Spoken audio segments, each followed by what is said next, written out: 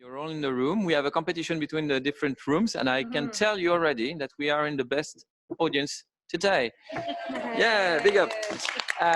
Here in the room, and for all the online persons that are connecting to the broadcast, we say hi from Geneva, and wherever you are in the world, we will have a full discussion on the issue of digital skills. It's really about the future of work, the skills for tomorrow.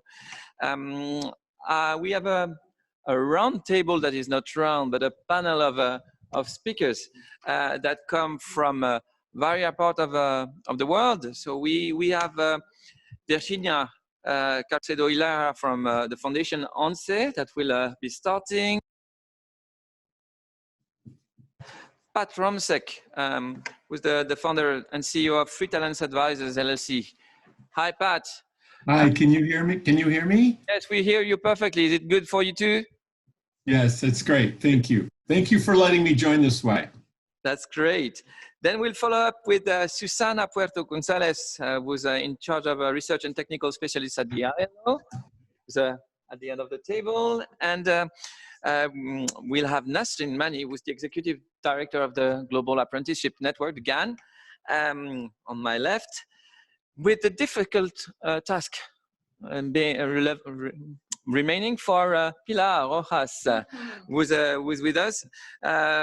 She will be the rapporteur, but she's the senior leader, corporate culture and talent at Repsol, and she's also the vice chair of the network. Everybody saw her this morning. So thanks again, Pilar, for accepting to do the hard task.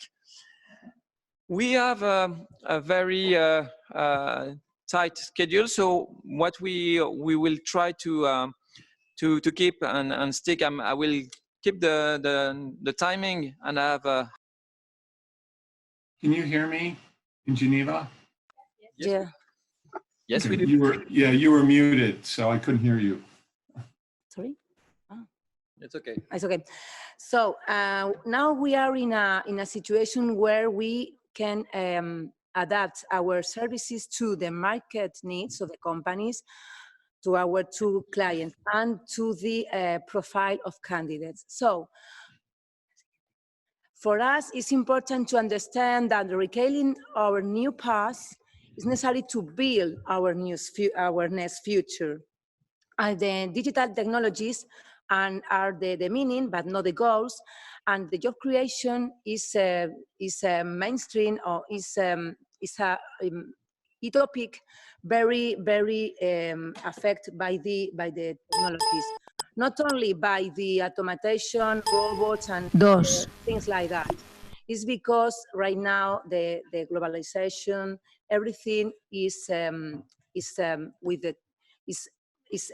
into account the ICT. So people with disabilities are affected, and accessible is as well an important topic, because without accessibility, people with disabilities will be left behind. No? So, okay. You can see. You can see. You can see here one words, no? One text, one sentence. And yesterday, Ramon Puello talked about this person. These words, you can see, was said by Kennedy 36 years ago. So imagine, he talks about machines, he talks about education, he talks about the things, the topics that we are working right now. So the market is not changed, it's changed, but in the same case as, for example, industrial revolution, different eras. So our problem is that changes are fast and constant and deep, but the question is the speed of these changes. So we think that if we don't understand we do not work with the future, we will be a person affected by the decisions taken by the others. So it's important to design our future and co-create this future. Just this morning, the speakers talk about the stakeholders. Okay, so for our point of view, one of the discoveries of a series is that everybody is important to design the digital transformation, okay? I have some figures, but we have, I don't have so much time, so I focus on the project. A30 in Fundación and Inserta employment, we are people with disabilities working in employment, I said before. And we are people, psychologists, we are economists, we are people in social sectors, but no, we are not experts in ICTs. So digital transforms, I think, affects everything, new methodologies, reformulations, everybody is affected by this. And our point of view is to work in the needs of people, companies, but also the expert in human resources. Because if we are not expert in ICTs, or we don't know the ICTs, it's not possible for us to, for example, answer to the real needs of the market and real time. The first question in this project, A30, is we want the organization to think out of the box and they keep the knowledge in the organization, because if not, the organization will be in external organization. So for our point of view, it's important to understand that we must learn. And who are we learning? Who? And how? First, we learn in group, with master class and with sharing experiences. In a double level, we learn with a common language, we know and we work together, and after we have in tailored apprenticeship or learning individual, because we establish a makers group. People has a common language, everybody in the organization, but after we have some people that there are more experts than others. So we learn and help others to learn. And we work and we learn different things. We learn 30 tools, and we learn 6 megatrends or 6 technologies.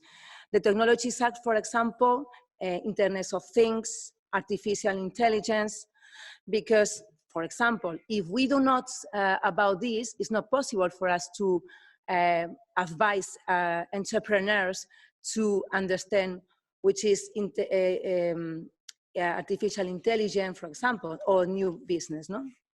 So these technologies and tools are important because technologies can change, but the question is learnability, the ability to learn constantly. So these projects translate in different aspects. First, we detect new services and improve our services. For example, in order to know that what are the needs of the companies and what are the course or the certification that people with disabilities can be learn, we have an APIs to connect in real time with the portal of the companies. So with this, we know that there are the position that companies can cover. And we can, for example, advise them in order to improve the accessibility and to improve the knowledge of people with disability. No? For example, other question we detect is using blockchains to have a digital identity of people with disabilities, to have her or his professional profile in a car. We have different discoveries with this project. For example, the services can be improved, and we can have new services using the talent of internal organization and external stakeholders. Because right now, without people with disabilities in this case, it's not possible to design anything. But without company as well, it's not possible, because we are in an environment very, very constant change. So other projects we design, we say F11. This project is very simple but very complicated, because until right now the course and the training are training with the titles. You are engineer, you are a lawyer, you are things like that. But we know that in the new aspects of, for example, intelligence or things, Internet of Things, companies, they need the position must be covering, I say, up time, click and half. Yeah. So the project is to, we can say, to divide to grouping jobs on tags, on micro tabs, and people give people with disability the opportunity to be trained in these micro certifies, and you have less time to invest, less time and to learn people, and you have less time to give candidates to companies. So it's important because people have more, the CV of people is improving in a short time, and companies receive people with disabilities with a long life learning mindset. This is the idea, no?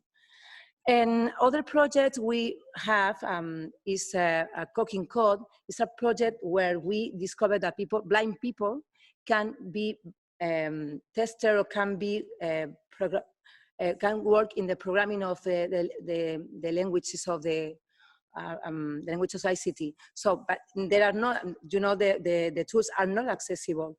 So we can have the idea using map color, but using touch to people with disability can detect this. This is an idea, but the other important discovery is in the ICT we can have a successful, but we can have failure.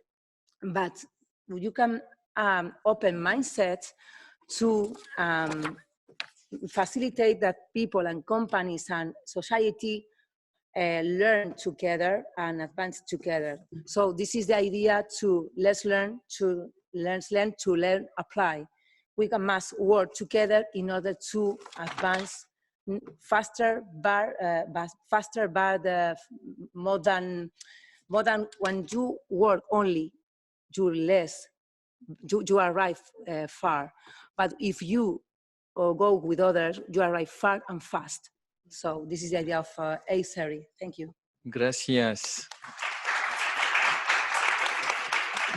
Maybe a little question for you, Virginia. Yes. I will try to have short questions and short answers, and I will ask you to do the same in the audience afterwards. What would be the role of demand from companies as training can be linked to their market needs? Well, the role of the companies first, there are future coming employers. So in this project, we want to have companies with two roles.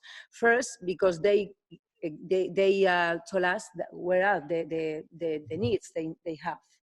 And after, they help us to certify or to learn people with disabilities in this.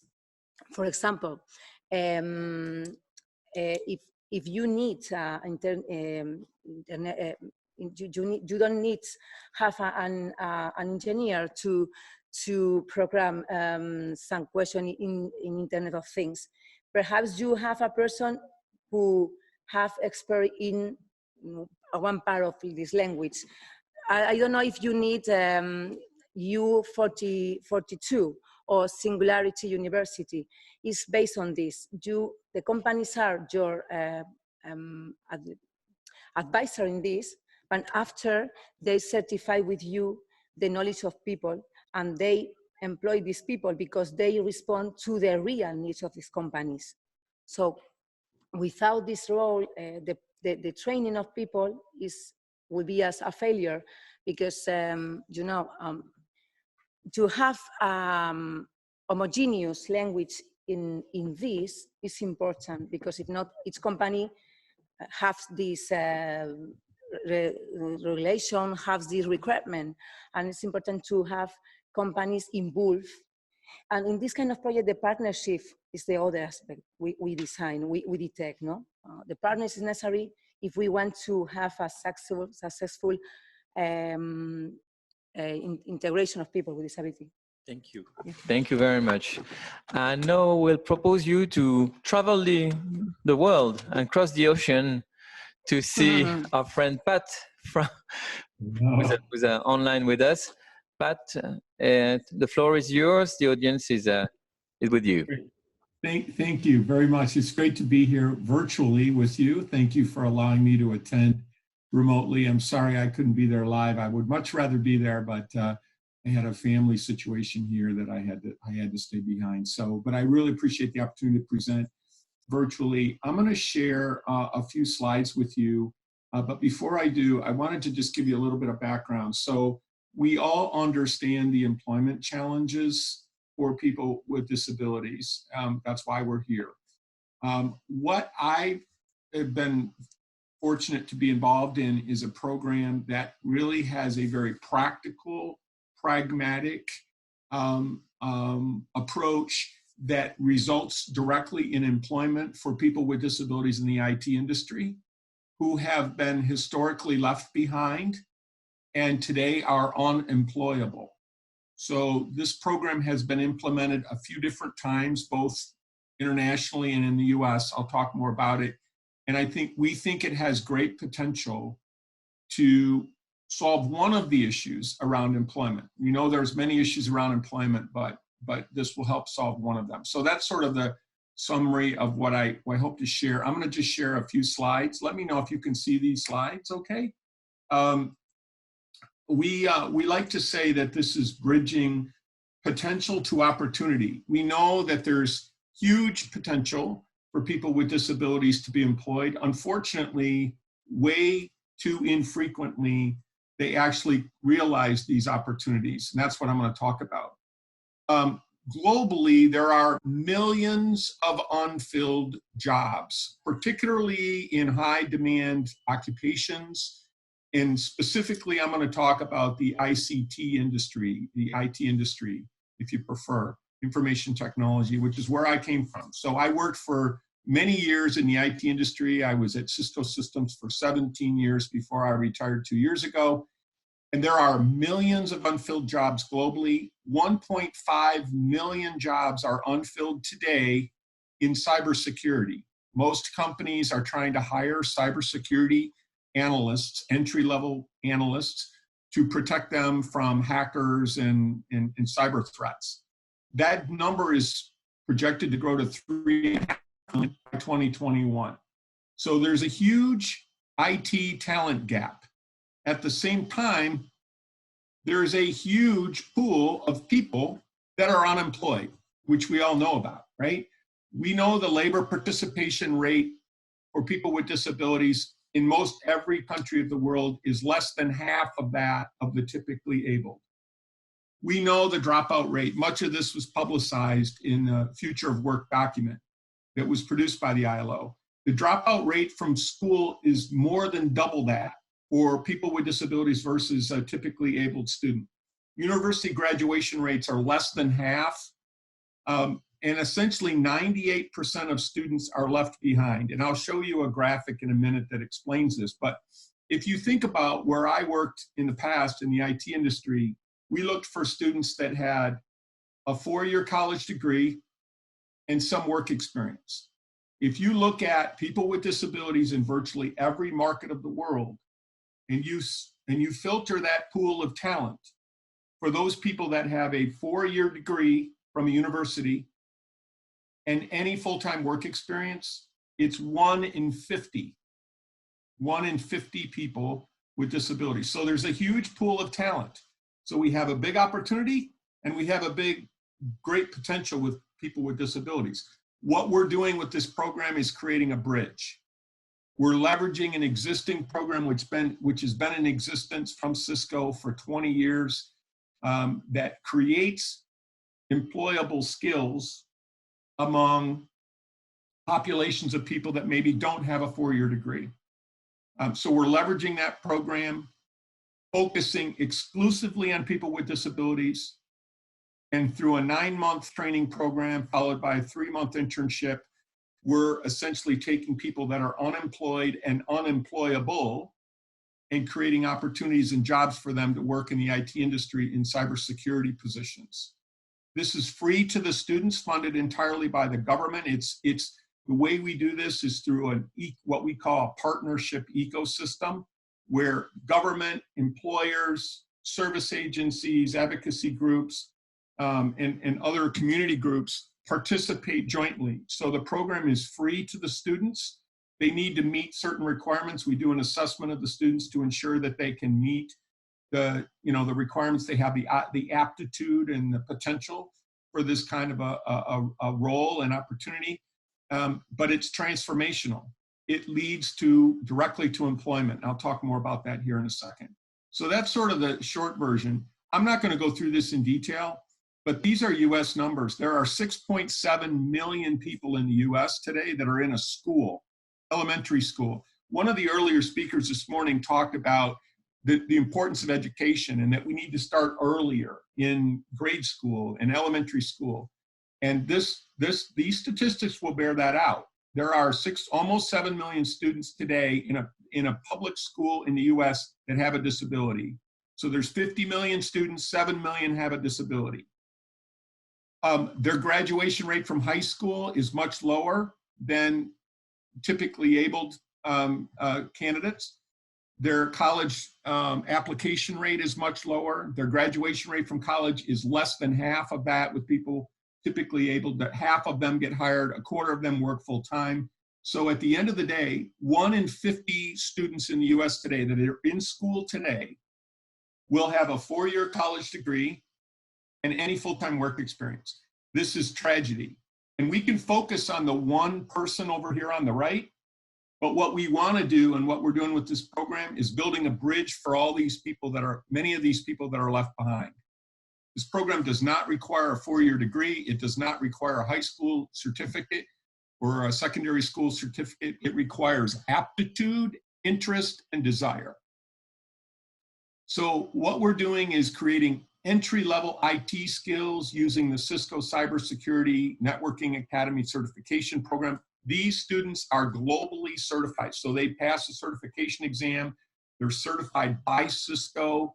So they are literally, their skills are portable. They could get a job in almost any country of the world because they are globally recognized as a certified network associate.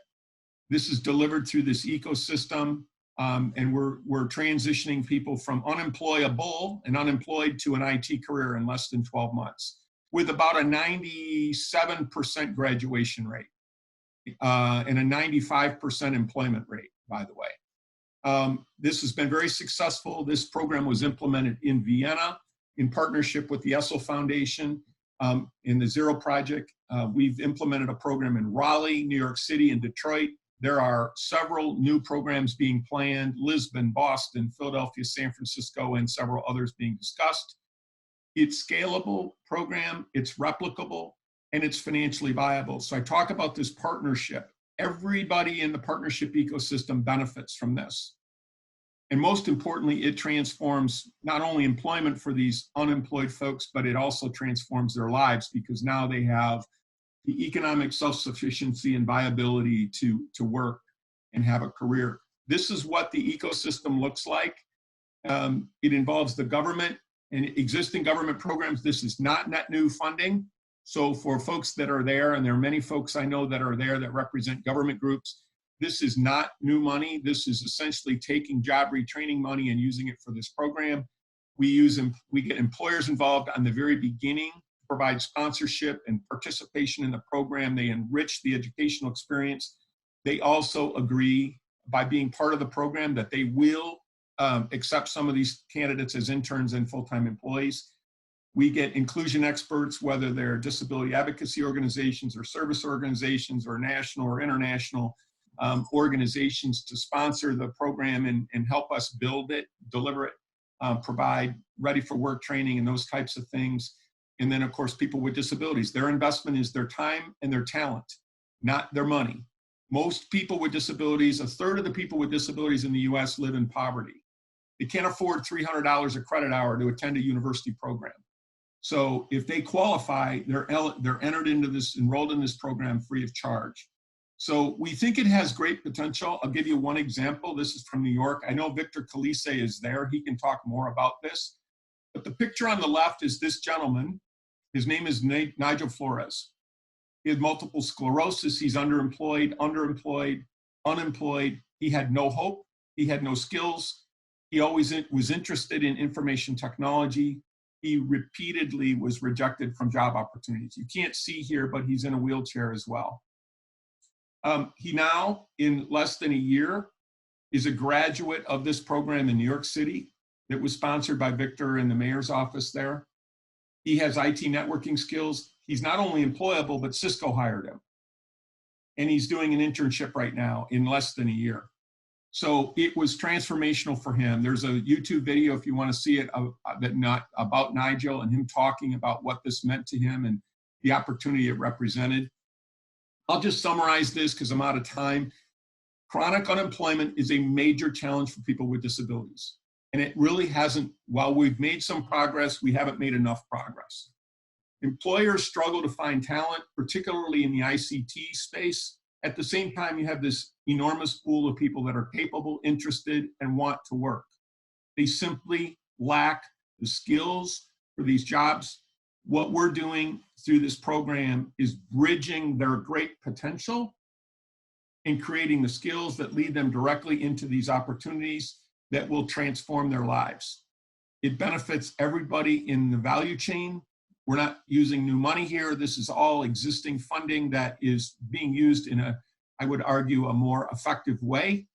It's replicable, it's impactful. It could be deployed in virtually every employment market of the world. And that's what we hope to do over time. If you have any interest or you have any questions or I can help in any way, please reach out to me. My contact information is available and I'd be delighted to talk to you further about it or answer your questions. But that's it for now. I think that's my time slot. I don't know if there's any immediate questions. Thanks, Pat, for this impressive demonstration. The audience is focused, and you could not notice that they were taking pictures of your slides. So it's a good sign. I have a double question for you to start with. Which type of disabilities are targeted in your program, if any? And at the end of the course of the year period, what jobs are the graduates prepared for? So, great question. All disabilities. This is not an autism program. This is not a physical disability program. This is a program for all disabilities. Certainly a percentage of the students have autism, a percentage of them have physical disabilities, chronic illnesses. I mentioned the gentleman had multiple sclerosis. It runs the gamut. Quite a number of folks that are visually impaired and blind. All disabilities, number one. Number two, the jobs that they are qualified for are in very high demand. Entry-level network analyst or cybersecurity analyst roles. Virtually every major company is trying to hire cybersecurity people. For the employers in the room, I suspect that you are struggling to find this talent pool. We can build the talent pool of very capable people with disabilities to fill those jobs. Thank you, Pat. I will now turn to Susana. Susana Puerto Gonzalez. Thank you. We will give the ILO perspective. Yes, thank you very much. Good afternoon. It's a pleasure to be here.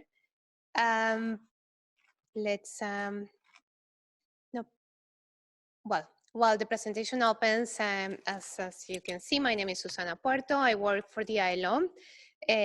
My focus is on youth employment. In that context, I coordinate the Global Initiative on Decent Jobs for Youth, which is a partnership that was initiated by the UN system, and the ILO was requested to lead this partnership, which is an alliance of many different types of organizations. So I will not go too much on detail about the decent jobs for youth. My purpose today is to build on the previous two presentations and offer you guys a bit of a framework about what works. So let me just briefly start. You heard a lot of information and data from Pat, so that saves me some time. But what is important now that my focus is on young people is to part of the challenge is obviously, as you may have seen, in some countries, the challenge is about unemployment. That particularly happens in the developed world, where unemployment is really the challenge that young people face. In the developing world, young people cannot afford to be unemployed, so they engage on any type of job. So that's why unemployment levels are low, but the quality of those jobs is really poor. So we see very high levels of working poverty among young people. So if you go back to the previous slide, please.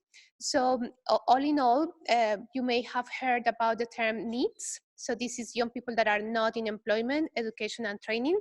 So around the world, we have 255 million youth in this situation. And then we have 136 million youth that are actually working, which is good, but they are not earning enough to lift themselves and their families out of poverty. So you have this duality in the youth employment challenge that is multiply by 10 when we speak about young people with disabilities. Understanding, as Pat mentioned, there are many different barriers for young people with disability to access decent work. And we can speak about attitudinal barriers, physical barriers, information, access to education, mainstream education, as will be, we sort of overheard about the video with Kennedy. So all these barriers make the situation of young people with disabilities very harsh in the labor market. And because of the captioning, you cannot see the small box, but basically what it says there is that this is particularly felt among young women. So being young, being female, and having a disability poses a triple strike on someone trying to find a productive employment and decent work. So this is something that we wanted to stress, and it certainly the information and the data show that there are many challenges, but a point that I want to bring into this conversation is that we actually don't have the quality of information we need to really have a good sense of what are the challenges of young people with disabilities in the labor market. So overall, we know that the employment to population ratio is very low. We know that earnings are low, but this is information that comes mostly from developed economies where this information is regularly collected. It's much more harder to understand the challenges in developing countries. So this is something to think about when we are investing in young people with disabilities. We need more information to make policies more targeted. So the next slide, thanks. Yeah, so decent jobs for youth is, as I mentioned before, it's an effort of the UN system. The ILO is the chair and takes the lead in this global initiative. And our intention is to build on a series of guiding principles. And I had put an example of those guiding principles here: rights, gender equality, the transition to the formal economy. There are other rights that we build on, but that give us that human-centered agenda that the ILO stands for and that was promoted during the Centenary Declaration. We rely on a series of standards and instruments, and let's say all of these is not only to create jobs for you, which is obviously very important, but to create decent jobs. So that quality aspect is something that we want to emphasize. So as part of our partnership, which today has 75 partners, some of them including Fundación 11 in this room, we launched a digital skills for jobs campaign. The campaign particularly invites organizations to come up with commitments that will equip young people with digital skills. And I want to emphasize this because there is a very important access of or aspect of accessibility and inclusiveness in this campaign. If we go to the next slide, just to focus on the key content, there are five messages that I wanted to leave about what works on digital skills and for young people, young persons with disability. And I have to emphasize that this is a paper that was developed by the ILO team, the disability team, and we have Jorgen and Stefan somewhere. This paper particularly walks you through what is the evidence, is both hard evidence, impact evaluations, if they are available, or generally making conclusions based on the evidence that we see working for young people. So the first thing is that we need to make thinking only about digital skills, training and skills development policies that have digital skills as part of it. We need to make those policies inclusive of young persons with disabilities.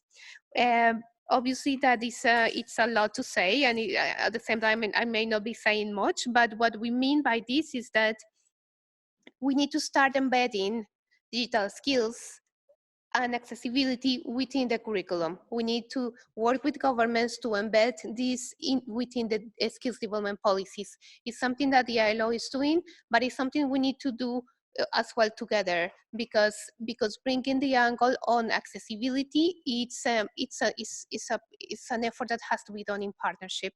And another emphasis that I want to make here when we speak about policies, very good, we're talking about digital skills, but digital skills cannot go alone without employment creation policies, because if we don't nurture both the supply and the demand side of the labor market, what we are creating is young people that are better skilled but unable to find jobs. So probably more discouragement, and yeah. So it's very important that when we think about policies, we make them inclusive for young persons with disabilities, and these are skills development policies, but also macroeconomic policies, employment policies, sectoral policies that have this angle, and obviously this comes strongly for the work of governments, and the ILO is well positioned to do that, but we need all of you to help us push this agenda.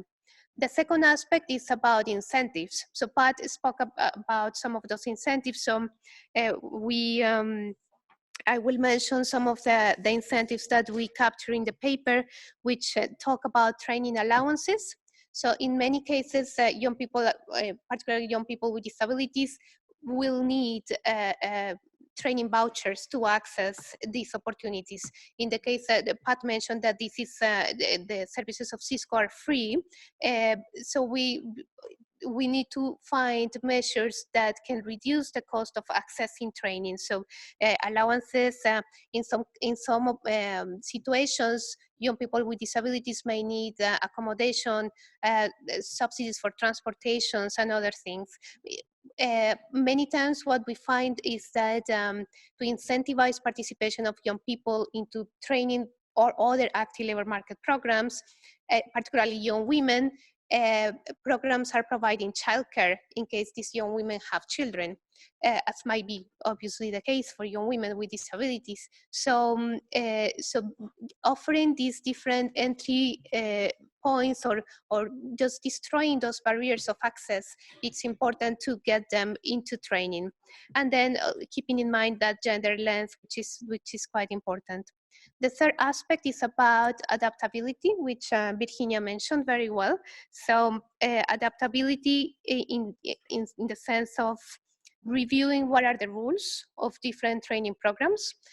Rules, for example, the entry criteria, reviewing those rules and making the process accessible and ensuring that there is no discrimination. So in a sense, being more flexible. As well as speaking about training materials, and Pat mentioned some of them examples from their work in flexibilizing or making these materials more adaptable to young persons with disabilities. So it's about physical, digital, and technical aids. And then there is another aspect, which is on-the-job training that he mentioned internships. You may mention apprenticeships. Some on-the-job training or opportunities to learn on the job are important, and some ways of making it more, I would say, easier or more impactful is to have mentors, to link young people with disabilities to another colleague, to have a peer-to-peer learning, or that simply that process of being together helps a young person to get through the work.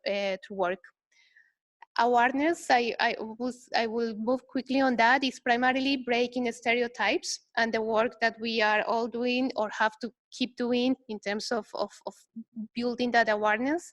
And lastly, which comes strongly from a systematic review that we carry out in we published in 2017.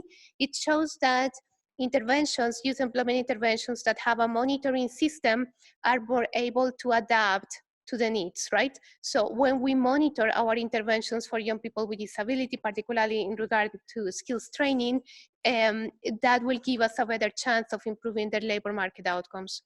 So I will leave it there. I'm happy to go over. Thank you. Gracias también.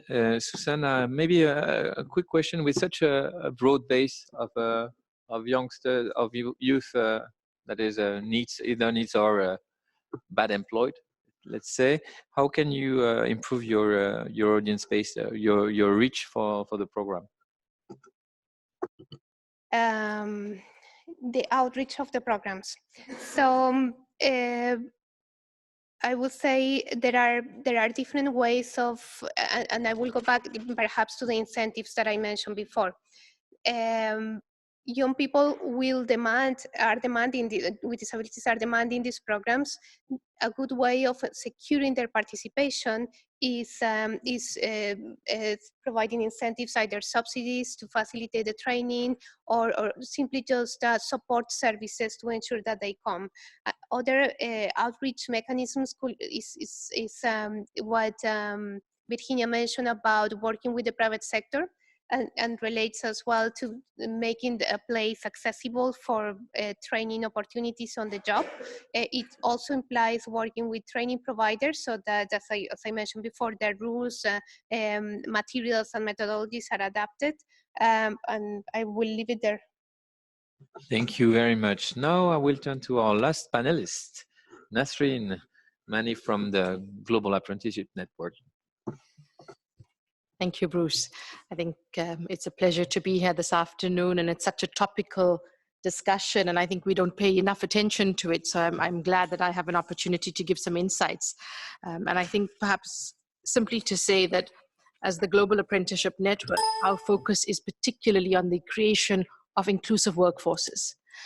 We firmly believe, and having reviewed our strategy, that an inclusive workforce includes new entrants into the labor market, so young people, includes those of us who have been in the labor market for an extensive period of time and who need to be reskilled, upskilled, and new skilled, and increasingly are the marginalized members of the labor market, so older workers and those with disabilities who are in the labor market but perhaps have not been skilled suitably. And I think it's critically important as we move forward and we talk about sustainability that we look at sustainable talent pipelines.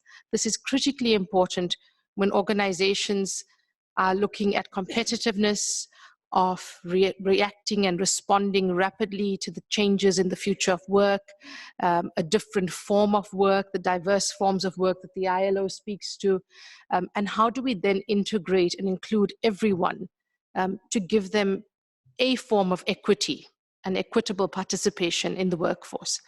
And the GAN does this through a focus on work-based learning.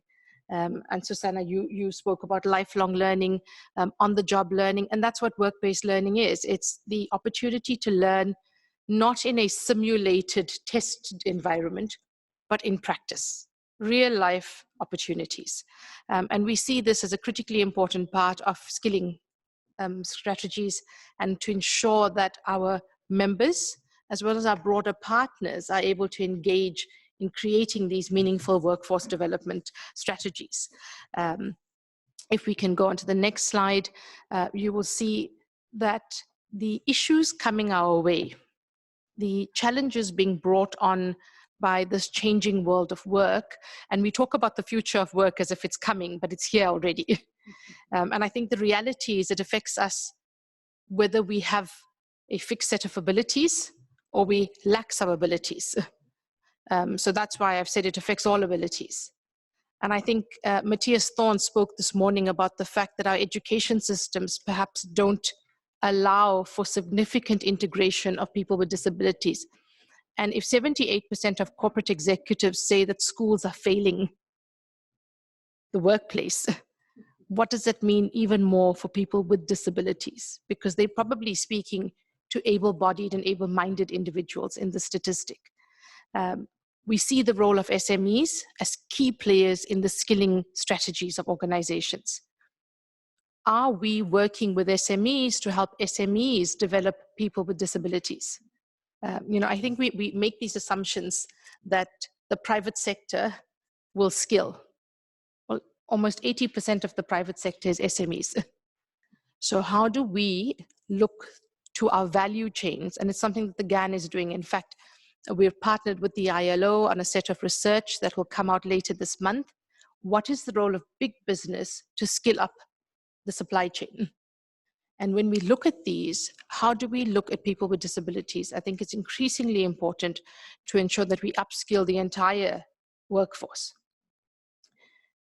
McKinsey says that 40% of employers cannot find the skills that they need. I'd hesitate to guess that given the shifts we're going to see with new careers coming on board, that figure is going to be significantly higher.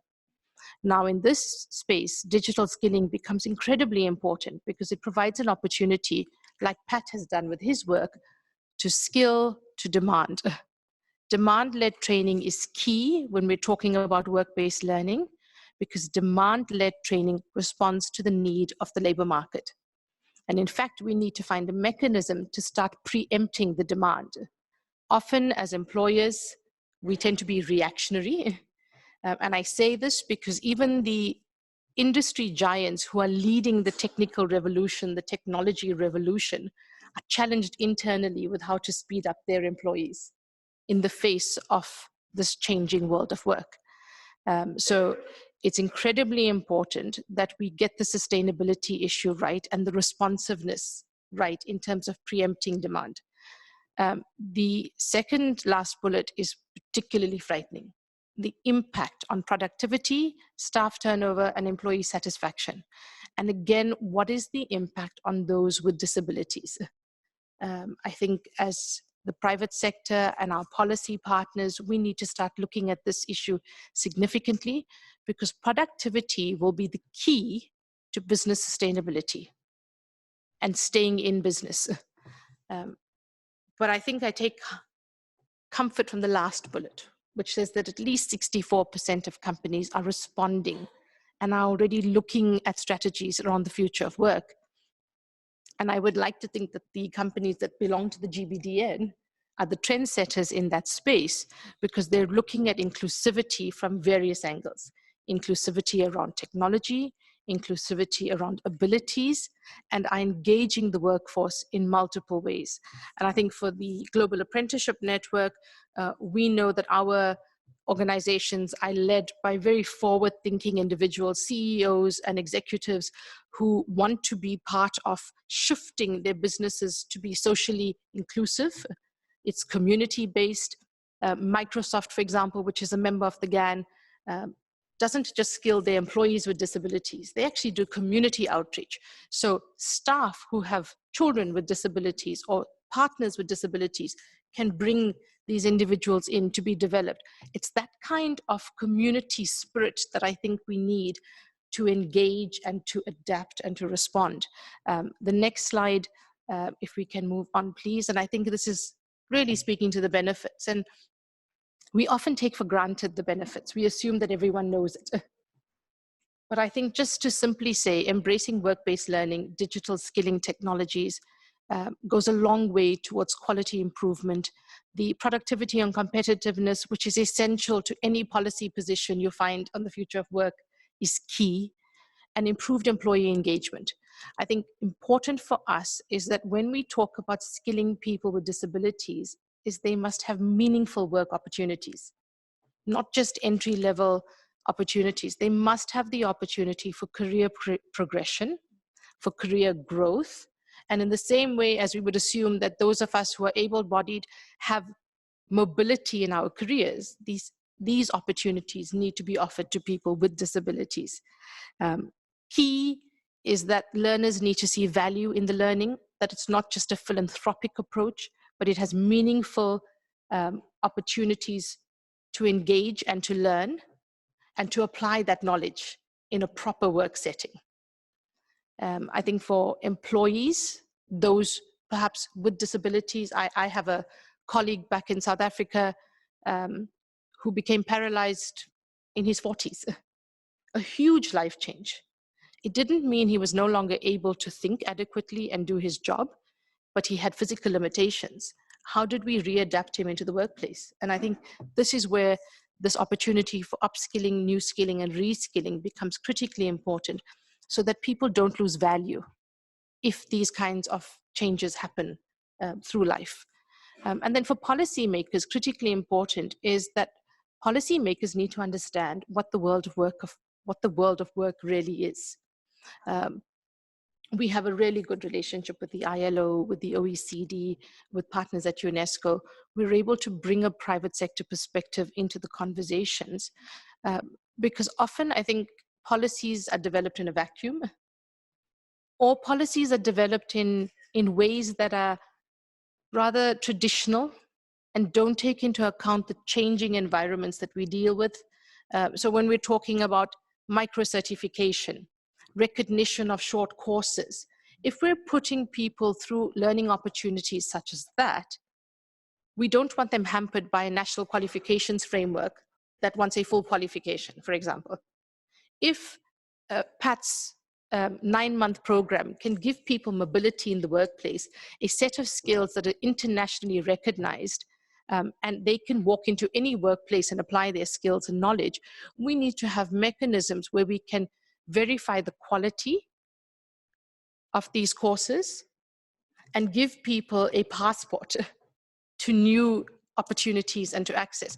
And for us, it's very important. You know, we're working at the moment with the World Bank and UNESCO, looking at the value and portability of micro-certifications. And in the discussion around disability and digital skilling, it is increasingly important to ensure that when we give people courses, that we're not just doing it to give them a certificate of attendance, that there's value and there's meaning, and it holds value in the workplace. So it does speak to a shift as well in terms of how we as employers and HR redefine our approach to recruitment, to selection, to learning and development in our organizations, so that we can turn that disability into a meaningful ability that's useful to us and to the individual who has been offered these learning programs. So I think I'm on 10 minutes. And I think just in summary, to simply say, these are our members. Each one of them has been innovative in approaching the issue of inclusivity. And I think, you know, inclusivity is a really broad term. Tomorrow afternoon, we will be interviewing our member Jesus from Accenture, some very exciting approaches on how to create genuinely inclusive disability programs, where you're not actually focusing on the individual with a disability, but you're focusing on the skill that that individual brings, because they become client-facing eventually. So thank you. Thank you very much, Nasreen. And maybe a question then before the floor gives theirs. How can the private sector use the digital skills to create inclusive workforces that are already existing?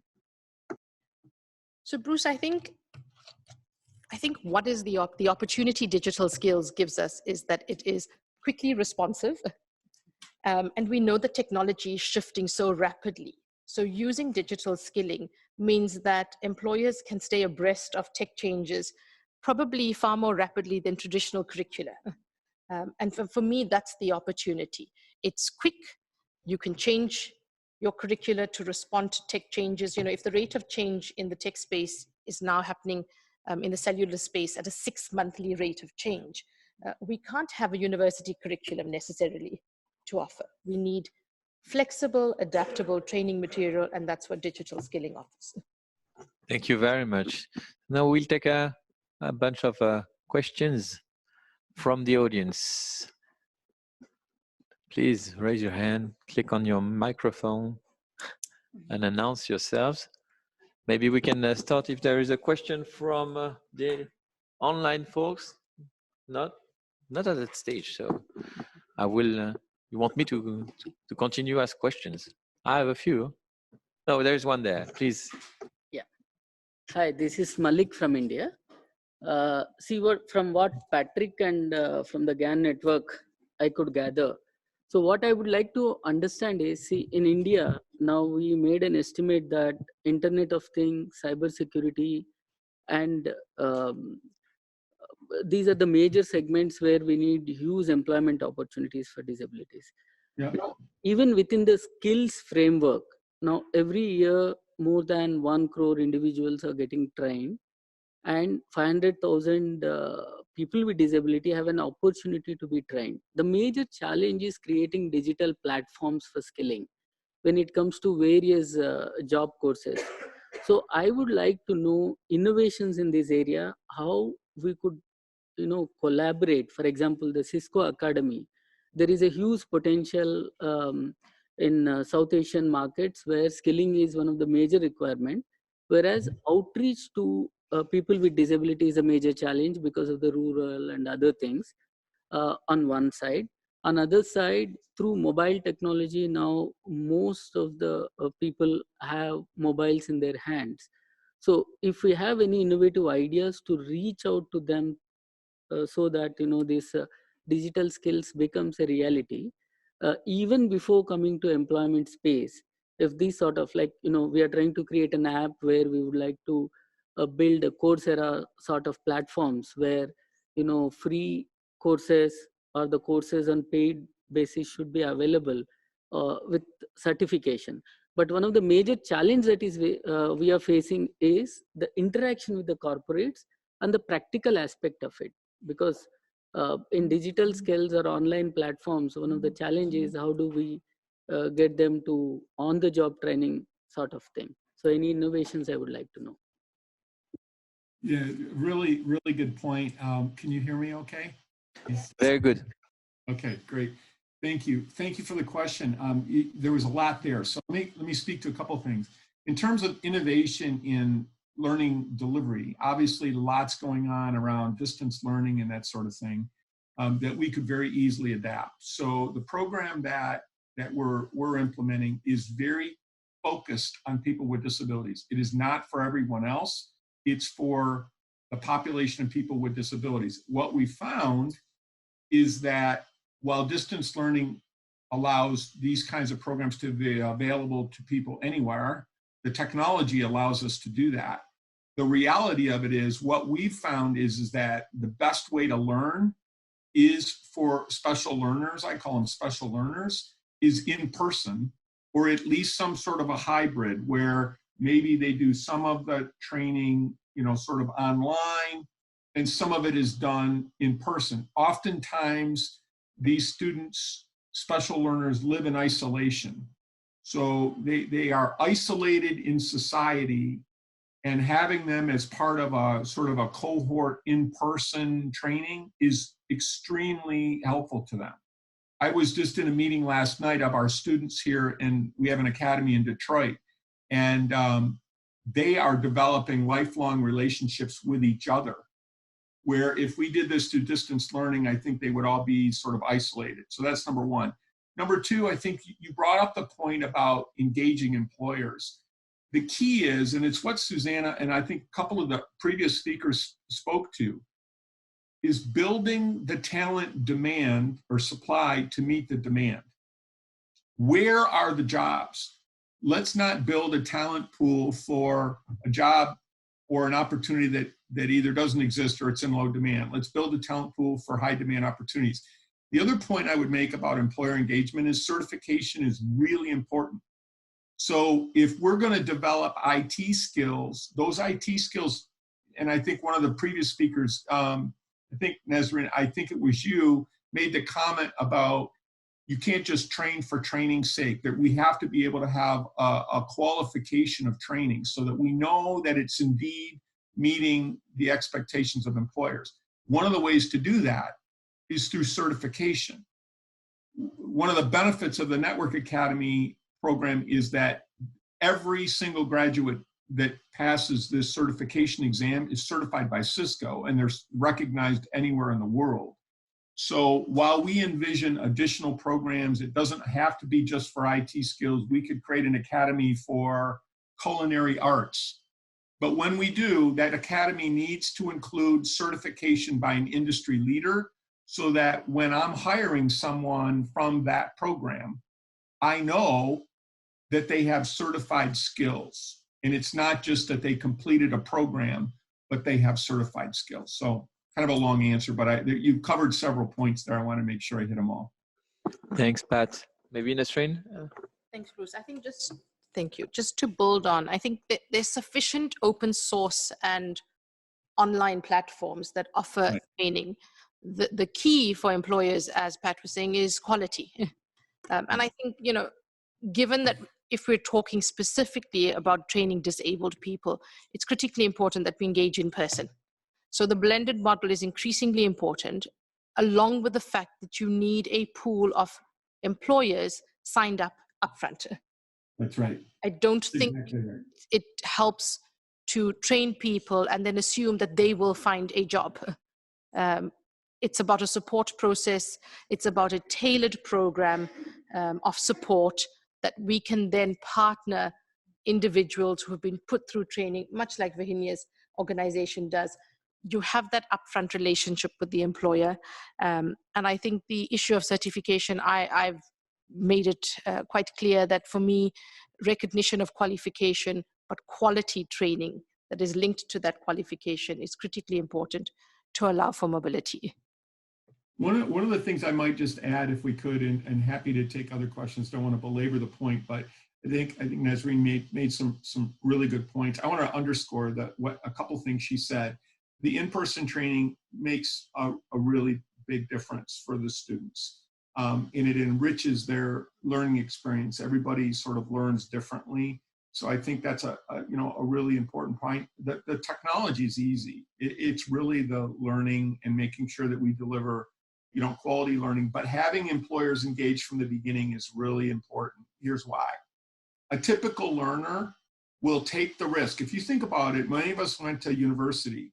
We took the risk personally to go to university. We spent a lot of money to go to a university and get a degree, and we understood that the risk of getting a job was on us.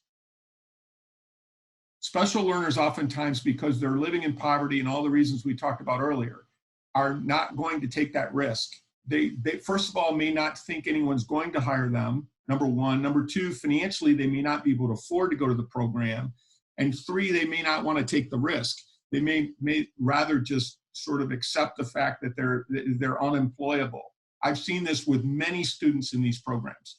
So providing the program to them without a financial cost and having the employers engaged from the beginning, so we don't guarantee employment, but we say employment is assured. They will be employable when they finish the program. So the risk is much lower for the student entering the program than they would be in a typical university program or a typical program that we all know about. So just wanted to add to that. Thanks. I know Susana and maybe then Virginia, sorry. Thank you. I just wanted to add to the conversation some, because you are particularly referring to digital platforms that can support learning. So one of our partners, which I believe is also a partner in GAN, is Microsoft, and Microsoft has Sangam, which was tested in India. Which now they call it today a Microsoft Community Training. So this is basically that, a digital learning platform that you can drive for different contexts. So particularly from the ILO, and I think this is important because it goes beyond training. Let's say we are in Jordan and we have a lot. We are supporting refugees, and they are not registered. So we need to register let's say the employment offices will not register them. So we have to play that role and work with NGOs and other partners, right? So digital platforms that are used for learning can also help us register young people or in general refugees that need to enter the labor market. Other platforms like Fundación Telefónica, they map out employment opportunities. So they will focus on a particular sector, the digital sector, and they will map out Spain completely and identify what are the skills needed, very detailed. What are the skills needed? Where are the vacancies? And then there are other similar platforms. I'm thinking about Vodafone. In addition to those, let's say the identification of the needs, they also provide young people with suggestions on where they can get training on specific skills. So there are a series of technology-based enabled solutions that we can leverage. And what is interesting to me is that in many cases, private sector develops these tools in isolation. And then we have a lot of matching tools coming from private companies. So it's out of curiosity, but it's also a challenge that could be addressed by the network. Is how do we bring those different solutions together to maximize impact? We'll bring that home. Virginia, you wanted to react to. So. Sorry. That's good. Other question we discover is if you shopping jobs in mini tasks, you give access to the training to, for example, intellectual disabilities, because for them perhaps it's more complicated to learn in a very long course. But if you divide, so you make this micro task, micro course, you can use, for example, easy reading. And if we do not take into account this target, will be out the market in a new era like this. No? So from a point of view, it's another discovery we make. We can use this kind of learn to access or to allow the access of, for example, intellectual people, young people, because young people, they don't use the same language as adult people. So we can adjust to the profile of different people, different groups. Thank you. Virginia, maybe another question in the room? Yes, please. Hello, this is Natalia from United Nations University. I first want to thank all of the speakers. It was really enriching. I have a question for Pat. I don't know if you hear me, Pat. Yes, I can hear you very well. Thank you, Natalie. So my question for you is, I mean, I find it really encouraging and amazing what Cisco has done with the academy. However, you were saying that in-person training is socially beneficial for everyone, right? But especially for people with disabilities, because they create these long-lasting relationships as well. Mm-hmm. However, how do you give support with all the disabilities? For instance, like if they need to move geographically, or if they need assistance or the medical help, and they are not working whilst they're studying, I believe. So how do they financially sustain themselves? Great questions, Natalie. A couple of comments. First of all, we accommodate the students, whatever their requirements are. So some students have mobility challenges. We are arranging transportation. I would also tell you that while I think in-person sessions work best, the education experience is the best. We can provide the one-on-one attention that many students need. The reality of it is, in order to drive scaling, a hybrid solution might be optimal in many cases, where some of the work can be done online using some of the platforms that were mentioned earlier. And some of it could be done in person, but we accommodate them whatever their individual needs are, and provide the necessary assistance that they need. And that hasn't really been a problem so far. The platform itself, or the curriculum, is fully accessible in the sense that we can leverage, whether it's a screen reader or other adaptive tools that any of the students need. So that really isn't an issue for us. Transportation can be, depending on where the students are coming from, getting them physically into the class, but they're not in the class all the time. And there's a lot, about a third of the work they can do, self-study work they can do from home. Thanks, Pat. We'll have now, it's the frustration with the solution part. Frustration because we are running out of time. Solution because there is a little break afterwards where you can reach out to the panelists. Sorry about that, but if we want to stick to the agenda, and you know there are other sessions afterwards, I will have to give the floor to the rapporteur, to Pilar. Please, what types of considerations can you give us to conclude? Well, I think in summary, there are two words that were very frequently heard during this session. One is potential. There is a common agreement that the digital skills training is a great opportunity for people with disabilities, not only to enter the labor market, but also to find a meaningful job, a decent job was mentioned.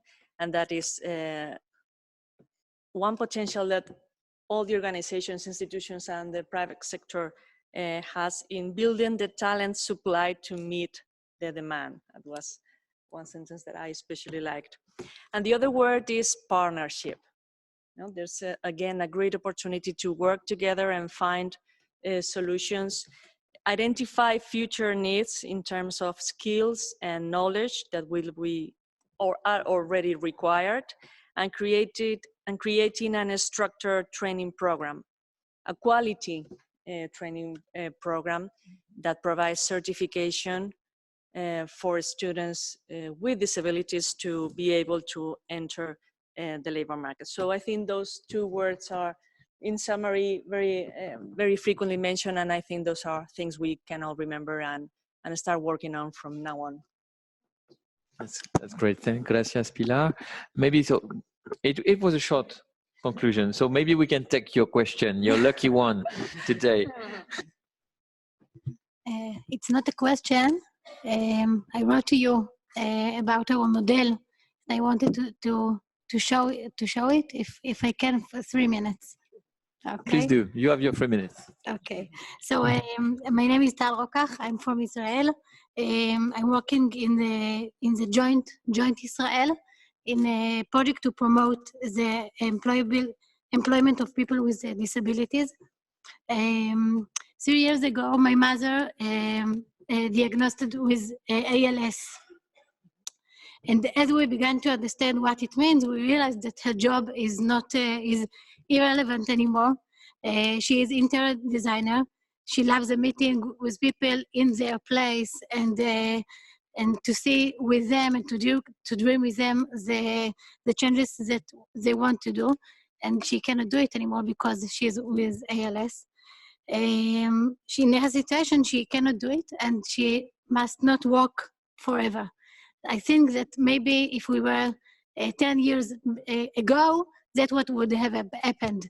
And actually, we decided to take all what the world future work can bring us, and we were working together to change the situation. In the joint, it's okay. We designed a model for the skills that we have to practice to promote people with disabilities into the dynamic work environment of the future. It calls iPro. You can see it in the web. What's the core, the model are the skills, the digital skills, but not just them. And it's not just digital that what we have to prepare in the future of the world work. We have to adapt and practice more skills like creative thinking, like reflection, self-management, lifelong learning, and more. The model consists of 6 clusters of essential skills for the changing world of work. 5 relates to skills, and the additional core cluster identifies the motivation enablers required to improve employability. This calls IM. Each cluster can stand alone, but we recommend a modular and interconnected approach to this skill set. The ICANN cluster relates to essential basic work skills languages, digital and basic data. We have iGrow, self-learning, time management and reflection, iNet, social network, iBuild and iMix. And if I'm coming back to my mother, so she started a new notebook, which she called recalculating, like in ways, the best way of reflection. She learned how to manage her time with her new situation. We learned together how to make digital albums, which includes her creativity and designability, and I can help her with TeamViewer from my house when she needs. She started giving architectural consulting using WhatsApp video to see the work in the place. She's working on her networking that her friends all over will know about the new talent with the album and the architectural option. And more than everything, my mother has full inspiring motivation to take advantage of every moment.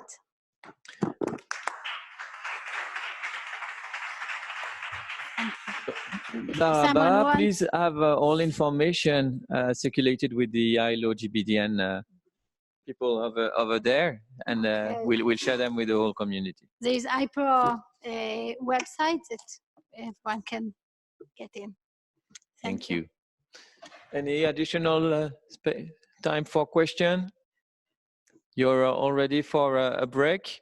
So the break will take place downstairs as lunch did, and we all will meet in the plenary session room like this morning in half an hour, if it's fine. And no question online? You again? So I think that the online people went to the siesta. We wish you could join you for a break, but. Thanks to all our panelists. That was a good group. Thank you, the translators. Thank you.